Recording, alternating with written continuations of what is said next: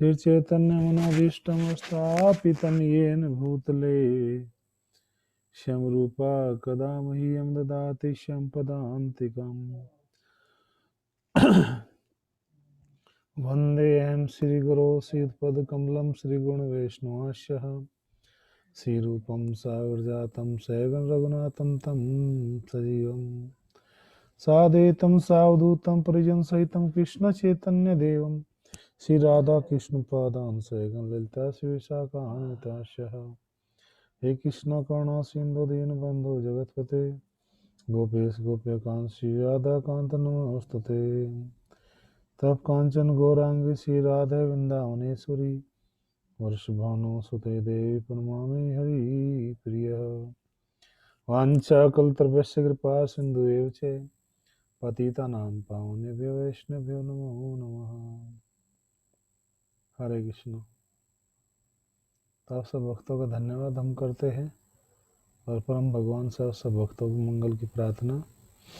आप सभी भक्तों कृष्ण परिवार खूब फले फूले, भगवान श्री हरि के चरणों में आपकी भक्ति बढ़ती जाए। तो आज हम शुरू करने जा रहे हैं जो हमारा कल का जो विषय था, जिसके विषय में हम कल डिस्कशन कर रहे थे कि किस प्रकार से एक जीवात्मा जब इस भौतिक जगत में आता है तो वो अर्थात वो भौतिक जगत में ही माता के गर्भ में जब होता है तो कौन कौन सी अवस्था है, किस तरह का उसके बॉडी में शरीर में बदलाव होता है, कहता है उसका शरीर बनता है, उस सब के विषय में बताया गया है भागवतम में। तो यहाँ पर बताया गया है कि किस प्रकार से जैसे ही वो जीव संसार में मतलब आने के लिए लायक होता है तो उसको बहुत सारे कष्टों का सामना करना पड़ता है। वास्तव में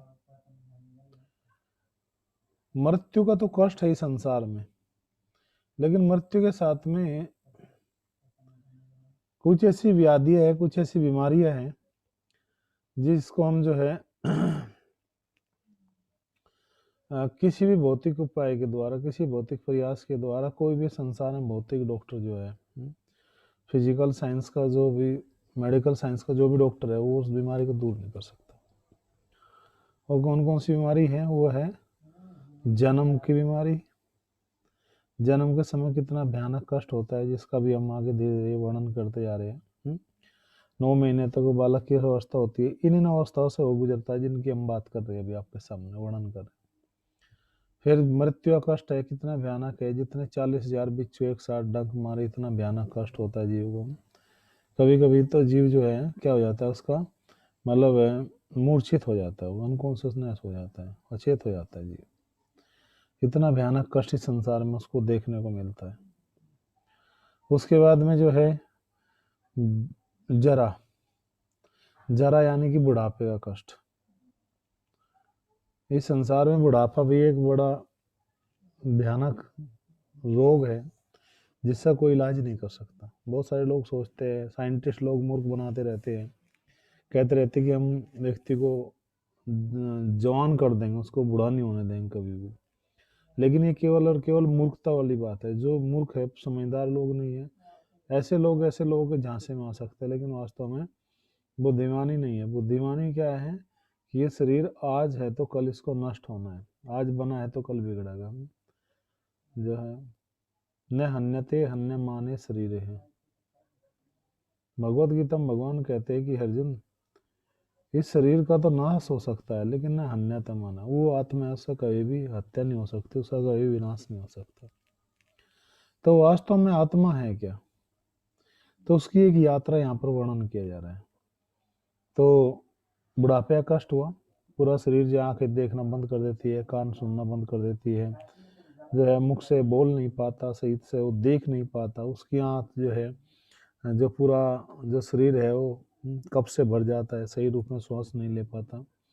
ऐसी अवस्था में डूब करके जीव जो है इस प्रकार से संसार में कष्टों के महासागर में गिर जाता है। जो इस प्रकार से महासागर में कष्टों गिरता है तो और ज्यादा वो जीव जो है दुख की गहनतम अवस्था में पहुंच जाता है। जब वो दुख की ओर ज्यादा गहन अवस्था में पहुंच जाता है तो जीव के पास में ये अवसर नहीं रह पाता, ये ऑप्शन उसके पास नहीं रह पाता कि वो कैसे किस प्रकार से अपनी रक्षा करे, अपना बचाव करे, इन बीमारियों से अपने आप को कैसे वो बचाए। तो ये सब बातें जानते देखते हुए वो जीव जो है, मतलब ऐसी अवस्था होती है कि उसके पास में कोई दूसरा भी जो है कोई रास्ता नहीं हो सकता। मतलब एक तरह से जीव जो है और कष्टों के सागर में गिरता चले जाता है। तो ये ऐसे कष्ट है जिसको संसार का कोई भी साइंटिस्ट आज तक सोल्व नहीं कर पाया। हमने कुछ दिन पहले बताया था कि एक बहुत बड़े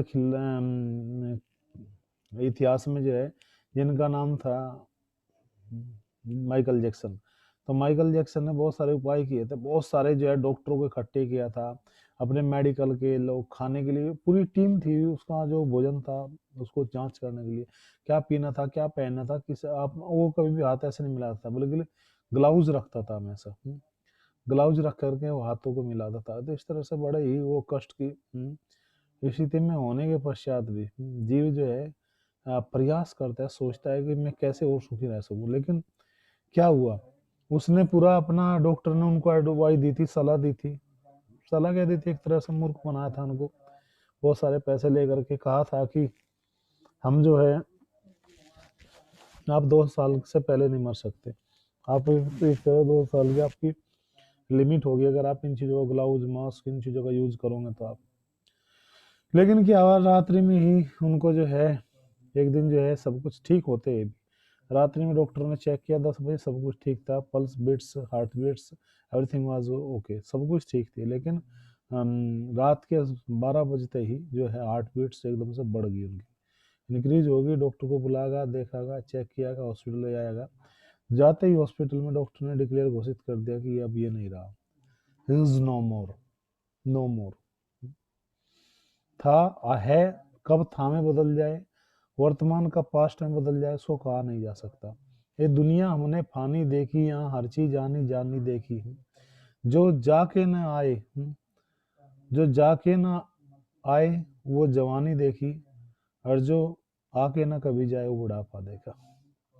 तो संसार इस प्रकार से बनाया गया है, इसको पूरा सिस्टमेटिकल डिजाइनिंग किया गया है कि ये सब चीजें हमारे सामने हर समय याद दिलाती रहे कि ये चीजें किस प्रकार से धीरे धीरे हमारे जीवन से दूर होते जा सकती है, छूट सकती है। एक इतिहासकार हुए जिनका नाम विलियम शेक्सपियर हुआ है। नाटककार भी कह सकते हो, को राइटर भी कह सकते हो, कंपोजर भी कह सकते हो। उनकी एक जब वे उनको 1564 में उनका जन्म हुआ था, तो और 1616 में उनकी डेथ हो गई थी। केवल 52 साल वो जिए। उन्होंने 52 प्ले लिखे, 108 सोनेट लिखे, 37 ड्रामाज लिखा, बहुत कुछ लिखा। उनका एक बहुत सुंदर, जो उनकी कब्र है, जो उनकी एपिटाफ उसको बोलते हैं। एपिटाफ जो कब्र के ऊपर जो पत्थर लगता है ना, उसको एपिटाफ बोलते हैं। तो उस पर लिखा है कि यू केम, यू सा, यू कॉन्कर्ड। आप आए संसार में, उनके प्रशंसकों ने लिखा है, आप आए, आपने संसार को देखा और आपने जीता और आप चले गए। कहा कि इस मिट्टी के नीचे जो है एक बड़ा ही योद्धा जो है वो सो रहा है, उसे मत जगाओ अभी। मतलब हिंदी में इसका भावार्थ है इस प्रकार से, अर्थात इस संसार में एक से एक योद्धा जो है आते हैं और चले जाते हैं, लेकिन सही रूप में उसका निरूपण नहीं हो पाता। हम ये नहीं देख पाते कि वास्तव में हमारी वास्तविक स्थिति क्या हो सकती है। हम कभी कभी अपनी वास्तविक स्थिति को भूलने के कारण जो है थोड़ा कष्टों की स्थिति में पहुंच जाते हैं। अगर हम हमेशा ये ध्यान रखें, ये सब ध्यान हो सकता है गुरु वैष्णव की कृपा से, तो हम कभी भी गलती ना करें। कोई व्यक्ति कभी गलती ना करे, उसको हर समय जय मृत्यु का भय होना चाहिए। वास्तव में भय का मतलब है उसे याद होना चाहिए भी। ये भय को लोग गलत वर्ड मत समझना उसको कि हम किसी को डरा रहे, भयभीत करें, बल्कि ये होना चाहिए कि मेरे जीवन का लक्ष्य क्या है, अल्टीमेटली लास्ट में मुझे कहाँ जाना है, मेरा गंतव्य क्या है, मुझे पॉइंट ऑफ व्यू क्या है मेरा, मुझे किस तरह देखना चाहिए। ये हमेशा याद रहा तो हमेशा वो कोई कोई प्रॉब्लम नहीं होगी उसके जीवन में हमेशा। लोग अक्सर कर चर्च जो शमशान घाट है वो जो है शहर के बहुत बाहर बनाते, दीवार खींच देते हैं ताकि लोग ना देख पाए। जबकि कुछ लोगों का ये मानना है कि वो शहर के बीच में होना चाहिए और खुले होने चाहिए। भाई दीवार बनाने की जरूरत क्या है अगर देखा जाए तो, बताओ आप ही। जो मर गए उसमें वो तो बाहर नहीं जा सकते, और जो बाहर है वो अंदर नहीं जाना चाहते। जब मर चुके हैं वो तो बाहर नहीं आएंगे ना, उनकी दीवार फांद करके बाहर आ जाएंगे, वैसे क्या जरूरत है दीवार बनाने की। और कुछ लोगों को मानना है ऐसा। और जो जीवित है वो वहां जाना नहीं चाहते। जाते भी है तो फोन साथ में लेकर जाते हैं, हेलो बिजनेस की डील ठीक चल रही है, दुकान में बस मैं आऊंगा, कोई एक्सपायर हो गया था, कोई दोस्त था, मित्र था, बस मैं आ रहा हूँ, कोई चिंता नहीं। जबकि सोचना चाहिए, देखो भैया मुझे भी एक दिन आना पड़ेगा यहाँ को। एक बहुत सुंदर कॉलेज टाइम में हमारे एक बात याद आई। कॉलेज टाइम में जब हम लोग थे ग्रेजुएशन में, तो समय एक शेर याद आता था कि एक दिन हम शहर को निकले, दिल में लाखों अरमान थे। एक दिन हम शहर को निकले, दिल में लाखों अरमान थे। एक तरफ बस्ती तो एक तरफ शमशान थे। हड्डी पर जो पैर पड़ा तो हड्डी के ये बयान थे। है चलने वाले मुसाफिर, जरा संभल कर चल, क्योंकि कभी हम भी तो इंसान तो वास्तव में हम इंसान थे बिल्कुल। लेकिन हमने वो चांस गंवा दिया है। वो हड्डी जो बोन है जो पड़ी हुई है शमशान भूमि पर, वो ये बता रही है भैया हम भी कभी थे, हमारा भी वजूद था, हमारे भी नाम के डंके बजाए थे, मृत्यु हमारे नाम से डरती थी, लोग हमारे नाम के वाह करते थे, हमारा भी नाम था, पद था, प्रतिष्ठा थी, शोहरत था, धन था, ऐश्वर्य था, सब कुछ था। लेकिन क्या हुआ, एक अक्षण में चले जाते, पता भी नहीं लगता कब क्या हो जाए किसी के जीवन में। इसलिए अगा अपनी मौत से पल की बसर नहीं, सामान 100 बरस का पल की खबर नहीं। तो ये मैंने चार चीजें आपको बताई कि ये ऐसी बीमारी है, ऐसा बहुर हो गया, ऐसा भौतिक जगत की ऐसी बीमारी है कि जिनका इलाज किसी भी डॉक्टर, किसी भी साइंटिस्ट के पास नहीं है। वास्तव में अगर इलाज होना चाहिए तो इन बीमारियों का होना चाहिए। ऐसी बीमारी जो बड़ी भयानक है, जो खतरनाक है, इनको ठीक करने का हमें मुहिम चलानी चाहिए। इनको प्रयास करना चाहिए कि हम इन बीमारियों को ठीक कर सके, इन बीमारी के द्वारा हम अपना अच्छी तरह से इलाज कर सके, हम लोग सुखी हो सके। तो ये सब बीमारी हमारे दिमाग में रहनी चाहिए, इन बीमारी से हमें बचने का प्रयास करना चाहिए, छुटकारा पाना चाहिए। अगर हम वास्तव में इन बीमारी से बचना चाहते हैं, इन बीमारी से हमने अपने आप को बचा लिया, तो निश्चित रूप से हम जो है सुखी होंगे। अगर हम अपने आप को नहीं बचा पाए इन बीमारियों से, तो भौतिक जगत में भले हम कितना जो है बुद्धिमान क्यों ना बन जाए, कुछ भी ज़्यादा लाभ होने वाला नहीं है। तो बात आती है आगे की। तो उस शिशु के विषय में जब हम बता रहे थे कि उसको कैसे कैसी परिस्थिति गुजरना पड़ता है, उसके बाद में बताया गया कि जब माता जो है कुछ भी ग्रहण करती है, कुछ भी खाती है, भोजन और जल से जो है इस प्रकार से पोषण करके जो है वो जो भ्रूण है माता की आहार नाल से जो है वो जो है जुड़ा होता है, और मल मूत्र के जो है घनित स्थान पर वो जो जीव है इसी प्रकार के कीटाणुओं के जो है उपजने का जो स्थान है वहां पर होता है। अर्थात कुछ संत लोग कहते हैं कि यहाँ पर बाढ़ आकर के कितना भी सेंट लगा लो, लेकिन जो ये सर है ये उस स्थान पर मलमूत्र की थैली के ऊपर रखा होगा। ऐसी स्थिति में जो है जो माता जो है द्वारा पचाया गया भोजन शिशु को जाता है, इस प्रकार से माता की आंत से जो है के माध्यम से उस जीव का जो है पोषण होता है। और इस बात को आधुनिक शिक्षा भी, चिकित्सा भी मानती है। पुराणों में भी इसी चीज को जो है प्रमाणित रूप में कहा गया है। और कह रहे उधर में भूखे जो कीड़े हैं उनके द्वारा जो शरीर है उसको बारंबार जो है काटा जाता है। जो कीड़े कीटाणु होते हैं, जो छोटे छोटे जीव होते हैं, पेट में माता के वो उस जीव को काटते हैं, क्योंकि उसकी त्वचा बहुत ही मुलायम होती है, और जो है इस तरह से वो पूरा जो है छटपटाता है। और जब माता अत्यधिक नमक, मिर्च और प्याज जैसे जो है जो ये क्या कह सकते हैं रजोगुणी जो पदार्थ हैं इनका सेवन करती है, तो उसके और भी ज़्यादा वो बच्चा असहनीय अवस्था में पहुंच जाता है। और बार बार इस तरह के जीवों के जो कीटाणुओं के काटे जाने से बार बार अचेत होता रहता है। माता के द्वारा खाए गए कड़वे, तीखे, अत्यधिक नमकीन, खट्टे भोजन के कारण वो जो है उसके शरीर में निरंतर लगातार पीड़ा होती रहती है। और ऐसी पीड़ा होती है जो असहनीय है, उसको सहन नहीं किया जा सकता। इतने भयानक तरीके से जो है उस बालक को उस पीड़ा का सामना करना पड़ता है। जब वो बालक और ज्यादा दुखी हो जाता है, तो वो बालक जो है उस समय बताया था ना वो झिल्ली से लिपट होता है, बाहर से आंतों द्वारा ढका यानी कि घिरा हुआ होता है उसका पूरा शरीर।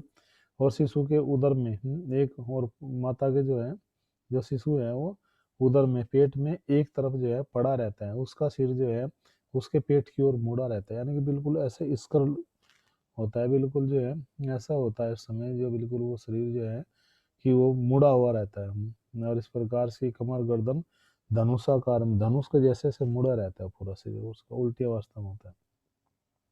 इस तरह से शिशु पिंजड़े में पक्षी के जैसे समान हिले डुले बिना ही रहता है, और इस प्रकार यदि उस समय शिशु है जो है भगवान के जो है कृपा से उस शिशु को अपने पिछले 100 जन्मों का स्मरण हुआ था।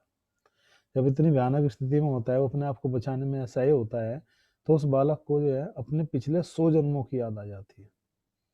बताइए, 100 जन्मों की याद आ जाती है। इस प्रकार दुख से आए बढ़ता है, और इसी दशा में बताइए उसके मन में शांति कैसे संभव हो सकती है, कैसे वो बालक जो है शांति से रह सकता है। इस प्रकार से गर्भाधान के पश्चात 7 मास में चेतना विकसित होने पर उस शिशु में है हवाओं के द्वारा चलायमान होता है, और जो भ्रूण के प्रसव के कुछ सप्ताह पूर्व उसे दबाती रहती है। फिर एक वायु दाब जो है, मतलब प्रसव से पहले, जन्म लेने से पहले उस बालक को जो है जो वायु है वो दबाती रहती, उसी पेट में गंदगी से उत्पन्न कीड़ों के द्वारा एक स्थान में वो नहीं रह सकता। इस तरह से जो पेट के अंदर जो कीड़े हैं, सड़न होती है माँ के गर्भ में, जो भीतर जो है अतः उसमें वास्तव में इतने सारे जो है, मतलब शिशु तथा कीड़े वास्तव में सबके सब क्या होते हैं, भाई होते हैं।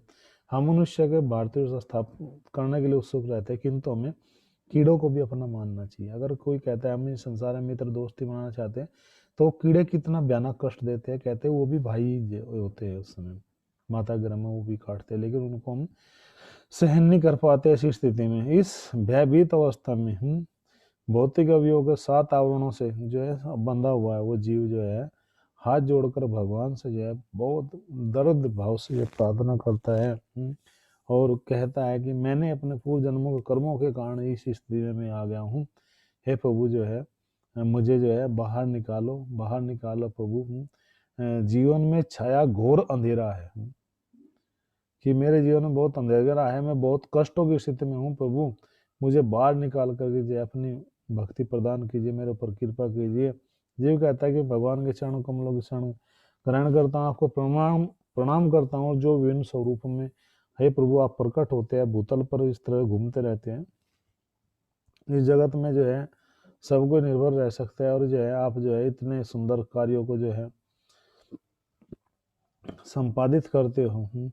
और कहते हैं मैं विशुद्ध आत्मा जो हूँ कर्मों के बंधन में बंधा हुआ हूँ, और माया के द्वारा यथास्थिति इस समय में अपने आप को जो है भूलने के कारण जो है मैं प्रभावित हूँ, मैं कुछ भी करने में जो हूँ असक्षम है, मेरे वास्तव मेरे पास में कोई भी सामर्थ्य नहीं है।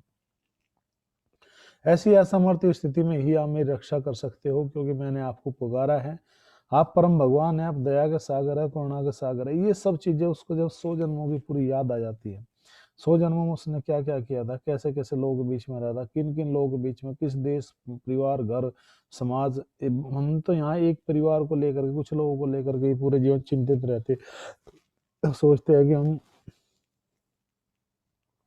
कि हमारे बिना उनकी स्थिति कैसी होगी, वो कैसे रह पाएंगे। संसार में ये सबसे बड़ी समस्या है कि जीव दूसरे के विषय में सोचता हमेशा, परिवार के लोगों के विषय में, वो कैसे रहेगा, उसका क्या होगा, जबकि कभी भी अपने विषय में सोचता। मैं सबसे पहले अपने विषय में सोचना की चाहिए कि मेरा क्या होगा, मैं इस स्थिति में आया हूँ, भक्ति का अवसर मिला, अगर मैं इस स्थिति को गंवा देता हूँ या अवसर को यदि मैं गंवा दूंगा भक्ति का, तो फिर मेरा क्या होगा। ये मनुष्य जीवन जो पाया था इसका मैंने लाभ नहीं उठाया, तो मेरा क्या समाधान होना चाहिए, यानी कि मुझे कौन सा ऐसा अच्छा भक्ति का कार्य करना चाहिए जिसके द्वारा मैं सुखी हो सकता हूँ, अपने जीवन को जो है कृष्ण में भक्ति में बना सकता हूँ। लेकिन दुर्भाग्य इस बात का है कि हम अपने इस जीवन के विषय में बिल्कुल भी जो कदापि जो है बिन नई नई सोचते हैं, और हर समय अपना ध्यान जो है देश समाज अन्य कार्य में लगाते रहते हैं, क्योंकि जीवन का जो बहुमूल्य का जो समय होता है, इस प्रकार से जो है हम सब कुछ भूल जाते हैं। तू भूल के अपना आप रहा कर, पाप लगे तन तुझको प्यारा, दुनिया में कौन तोरा। और कह रहे कि हे प्रभु मैं इन 5 तत्वों के बिन भौतिक शरीर के द्वारा जो आपसे अलग हो गया हूँ, और मैंने जो है अपने मन तथा इंद्रियों का भी दुरुपयोग किया है। जब स्वतंत्र होता है जीव, सब जवान ही होते, सब कुछ होता है, कहता है कि कौन क्या मुझे रोक सकता है, मैं ही भोगता हूँ, मैं ही स्वामी हूँ, और मैं ही एंजॉय हूँ इस जगत का, इस प्रकार से वो सोचता है। लेकिन बचपन खेल में खोया, जवानी नींद पर सोया, बुढ़ापा देख कर कर। बचपन में जो है खेल में खोता रहता, पता नहीं होता। जवानी में जो है काम क्रोध मद मत्सर लोभ मोह अहंकार की जो है क्या है, नींद में सोया रहता है। ये जो आवरण है जो है, उसकी नींद में वो जीव जो है क्या होता है, सोया रहता है, पड़ा रहता है वो अंधकार की स्थिति में। तो अंधकार की स्थिति में पड़ा रहना अपनी जवानी का, जो भगवान ने एक अवसर दिया है सुंदर इस संसार से बाहर निकालने का, उसका यदि हम लाभ नहीं उठाते, कोई व्यक्ति यदि बुद्धिमानी के साथ में उसका लाभ नहीं उठाता, उस भक्ति को अपने जीवन में नहीं जोड़ता, तो ऐसे लोगों को बुद्धिमान नहीं कहा गया। वास्तव में बुद्धिमान क्यों नहीं कहा गया है, क्योंकि भगवान ने एक अच्छा अवसर इसलिए दिया था ताकि वो उसका जो है क्या कर सके, लाभ उठा सके। लेकिन उसका वो लाभ इसलिए नहीं उठाता क्योंकि वो अंधकार की स्थिति में, अज्ञानता में जो है इस देश घर परिवार समाज को ही अपना मानता रहता है। जब तक वो इस संसार में घर परिवार में ही फंसा रहता है, तब तक जो है उसको बारंबार जो है जन्म मृत्यु के, जरा व्याधि के कष्टों में बार बार माया के द्वारा डाला है। तो इस प्रकार से जीव बहुत सारी प्रार्थनाएं करते हैं और भगवान से कहता है कि मैं बाहर निकालूं, तो भगवान उसकी प्रार्थना को सुन करके जो है कैसे उसकी रक्षा करते हैं, कैसे उसको बाहर निकालते हैं। और जो है जल देवता और अग्नि देवता कैसा पुतले का उसको जो है जीव को फिर बाहर निकालते, बाहर आकर मतलब काल को आदेश देते, काल उसको जो है ठोकर मारता है और इस प्रकार से वो जीव जो है वो अपने कर्मों की श्रृंखला को लेकर के जो है संसार में जन्म लेता है। किस तरह से उसके कल हम सही रूप में जो है जानेंगे, कैसे जीव जन्म लेते ही फिर उसको सब कुछ धीरे ये याद होती है, स्मरण संसार की स्थिति को देखकर दुखी हो जाता है, रोने लगता है, मैं किन किन लोगों के बीच में आ गया। कैसे फिर भगवान को पुकारता है, ये सब जानने के लिए आप बने रहिए कल हम हमारे साथ में। कल फिर हम इस समय जैसे ही 8:30 बजे 8:30 पे जो है आपके बीच में उपस्थित होंगे एक नए विषय के साथ। इतना कहते धन्यवाद। हरे कृष्णा, जय श्री प्रभुपाद। किसी वक्त की कोई जिज्ञासा है, कोई कमेंट है तो पूछ सकते हैं।